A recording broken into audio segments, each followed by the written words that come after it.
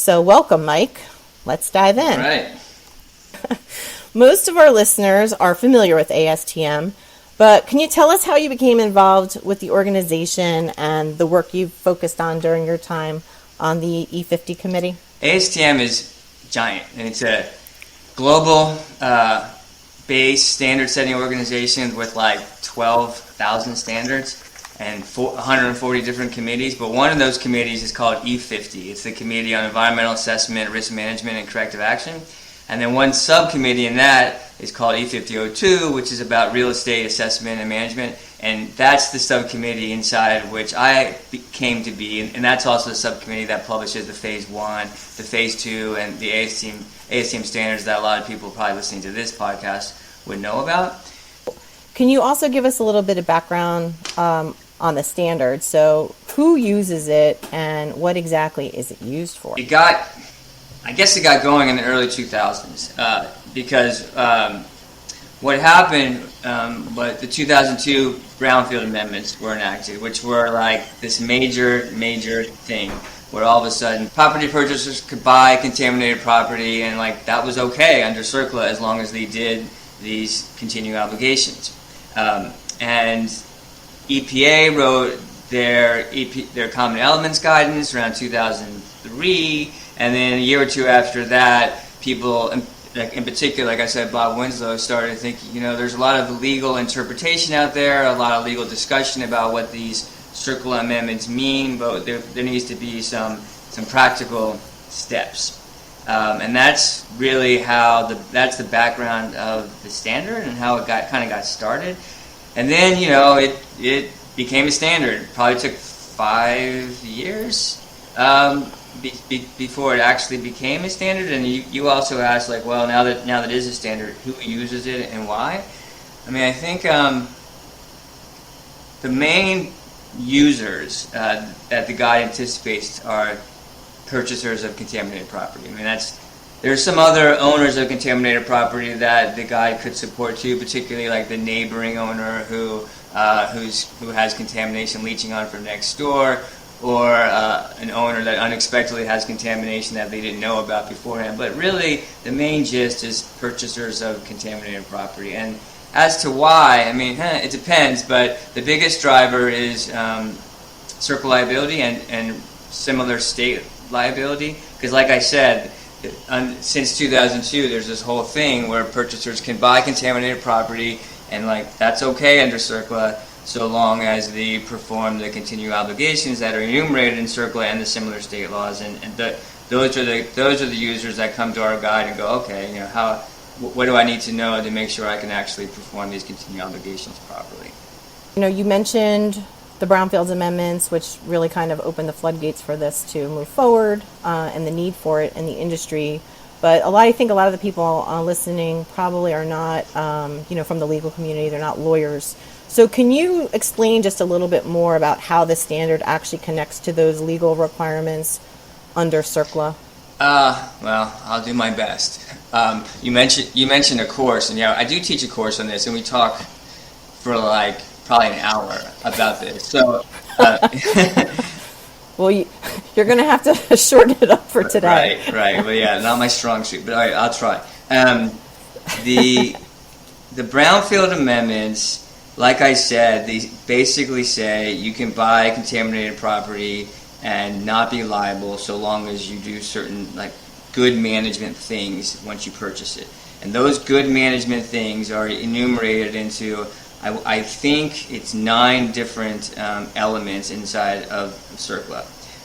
The main ones relate to release management and activity and use limitations, otherwise known as institutional control. So I'll explain and just a little bit more. As to release management, what CERCLA says is a purchaser must exercise appropriate care by taking reasonable steps to stop releases and prevent threaten future ones. That's the one thing. And then that the purchaser can't commit any new disposals, and that if there's institutional controls, which we'll talk about, or land use restrictions on the property, those need to be complied with. So that's like, those are the core continuing obligations that CERCLA enumerates. There's other ones too, but like you said, in the interest of not going into too much of a rabbit hole, it's those requirements that the ASTM guide tries to speak to. And there's also, I'll stop because I'm going to get going into too much detail, but there's also a gloss of case law that provide more information about what release management is, and when it actually was seen as being enough management of releasing or exercising appropriate care, or not enough appropriate care. Okay, and just staying with this theme just a little bit more, and then kind of connecting things for other uses. So, are there other reasons other than the CERCLA or state liability avoidance that the standard can be used for? Why, like, are there other applications? Are people using it for other reasons? Yeah, I mean, I think so. I mean, it's a tricky question, kind of, because on one hand, whenever someone purchases contaminated property or knowingly owns it, there's always like a concern of environmental liability. That's just part of the game. But there's this very specific set of CERCLA liability that I just mentioned, and then there's a bunch of states that have basically the same exact things. That's a very direct driver, but even if that direct driver isn't that issue, because sometimes people go, CERCLA liability is not really a worry for me in this particular case. There's still, owning contaminated property still comes with often risk management reasons to just be safe and manage the residual contamination correctly, and particularly when there's land use restrictions, to manage and comply with all of those. So whatever the exact situation is, there's a lot of helpful information in the guide to help out for sure. Okay, great. So now let's get into a little more detail about the standard itself and what it describes and what it guides on. I believe that there's a 4-step process in the standard. So if you could walk through those steps and give people a flavor for what the standard does, that'd be great.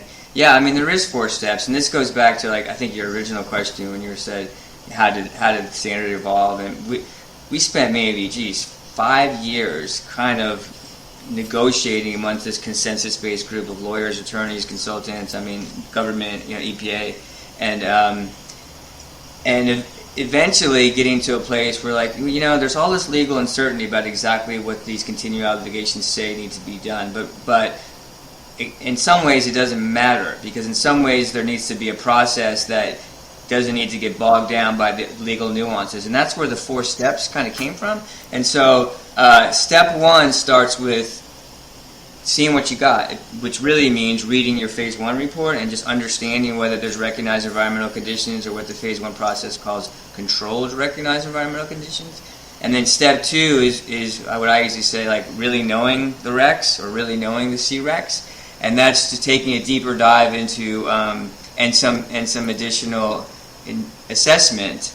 And the guide talks about certain sources that would be good to assess to understand more, not just that there is a rec, but exactly what it is and what it means. And there's details underneath of that, but I'll stop short for a second. And then step 3 and step 4 kind of assume that, okay, now you really understand what you have going on. And step 3 speaks to what it calls initial continuing obligations, and that imagines the situation where a purchaser is just new to a site and they still need to do redevelopment work.